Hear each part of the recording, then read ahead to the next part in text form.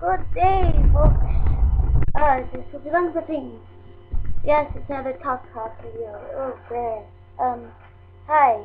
Um, I was going to, in my inarticulate manner, discuss screen printing once again.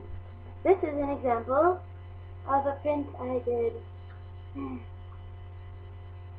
for the Super Happy Funland 8th anniversary shirt.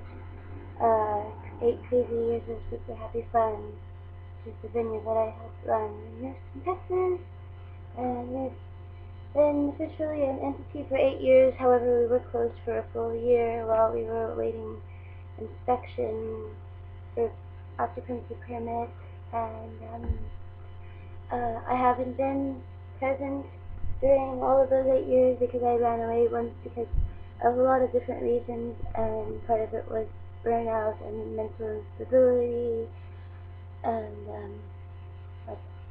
it's a difficult sort of job for me with my sort of head, and anyway, yeah, so that's my photo emulsion design.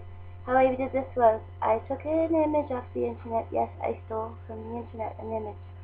I took that image of a nickel, which was a cat. I had the song, "Stay away from other cats," like that, one of those. And I put it in Photo Bucket. That's the only graphics program I have. And I made it black and white in Photo Bucket. And then I added the text. See, none of the text is curved or anything like that. If I had a different graphics program, I could curve text. And I've done lots of things where it was not Photo Bucket. It was all, I generally tend to be more of a photocopy cut paste person, and I would make all my transparencies at the copy store. But I was far away from the copy store, and I hardly ever get to go out there because I have transportation issues. So I've been printing my transparencies on my printer, and so that's 8.5 by 11 image. Pretty much the whole image is 8.5 by 11, which is a perfectly good size for a t-shirt image.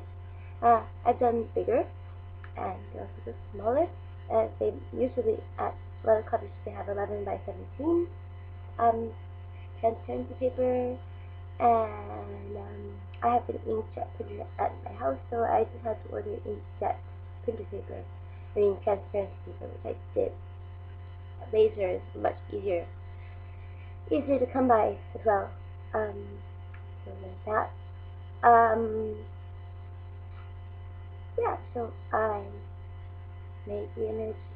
I doctored the image on Photo Bucket, and I printed it out on a transparency, like I just said. And then I had my treated screen treated with, I used Yato, Speedball Yato photo emulsion fluid.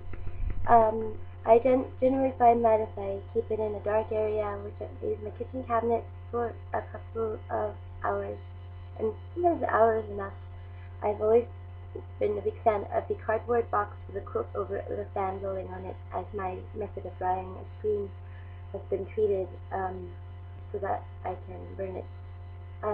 I have a urban rebounder trampoline, which I got at Academy, and my parents got it for me a long time ago, and I don't jump on it as much as I ought to, but it has this bar, like a safety bar, and that safety bar is the perfect distance from, it's the perfect distance for me to clamp my exposure light to, and I use an ICO 500 watt photo slide with one of those aluminum clamp lights that you buy at the hardware store. It has, it's a lamp basically. It's an aluminum pan with a light socket attachment. ICO uses a normal light bulb socket, but it's a big, cumbersome light bulb that's fragile, and so they're not that expensive. They're more expensive than regular light bulbs, but I try to buy more than one because I'm disorganized and prone to misplacing things. Okay, see this. I am not a linear thinker, so I'm having a hard time explaining. Treat the screen. sheet screen in the dark. I use spatula. I wear gloves because you never know about the emulsion chemicals, even though there's not a warning on the bottle anymore. In the old days, there used to be a carcinogen warning, so it's probably carcinogenic. So use utensils that you do not plan on using for eating. I use little plastic spatulas and a squeegee, and I wear gloves. That's what you should do. I try to do these things if I can remember, if I'm organized enough to remember to do that. And so I take transparency, lay it on the cheese screen, which is a screen like the one I showed in my last video, like this one. I use Speedball makes screen print fabrics, which are these pre-cut pieces that are perfect for 8.5 by 11 screens. I can answer more questions if this is actually a functional video for instructions. I'm distracted because the garbage pickup is happening, and I missed my opportunity. Space out. Okay. Blah, blah, blah. So yeah. So I'm disjointedly trying to explain how to make something like this. This is a messed up screen. But like the one I'm going to show you.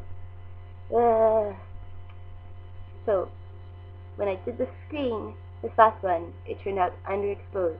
Underexposed is better than overexposed.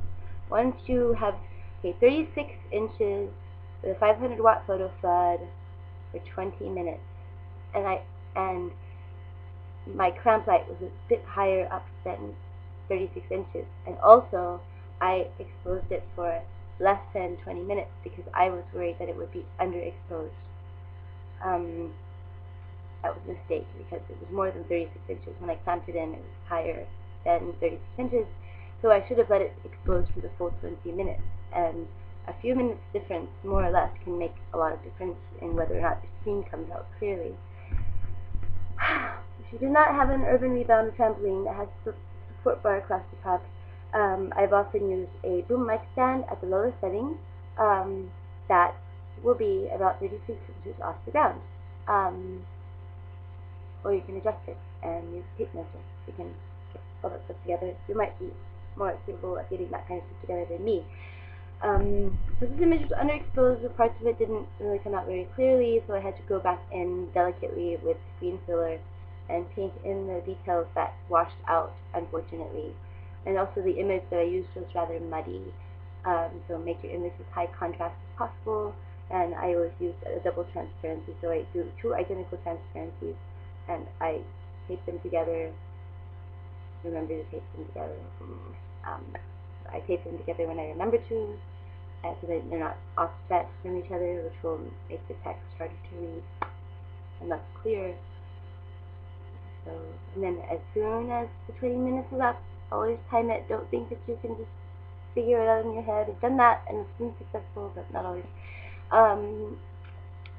Once the timer goes up, then I always count down from 20, and then I turn off the light and I go wash it out in my bathtub. I have a bathtub I can wash my screens out in. It's so terrific. I use power spray and rinse out the screen, make sure you get all of the emulsion fluid out. And basically, the emulsion fluid is taking a picture of the transparency image onto the screen, so that the parts that were not exposed to the light wash clear, and that is the image. So you lay that screen onto the shirt, and you can use a squeegee and squeegee the ink through the little holes in the screen that make the image transfer onto the shirt. So there is a disjointed attempt at explaining photo emulsion screen printing for the complete novice, which I've been a complete novice since 1999. So yay! There we go. Talk video. Notes of the dysfunctional screen printing. Yeah.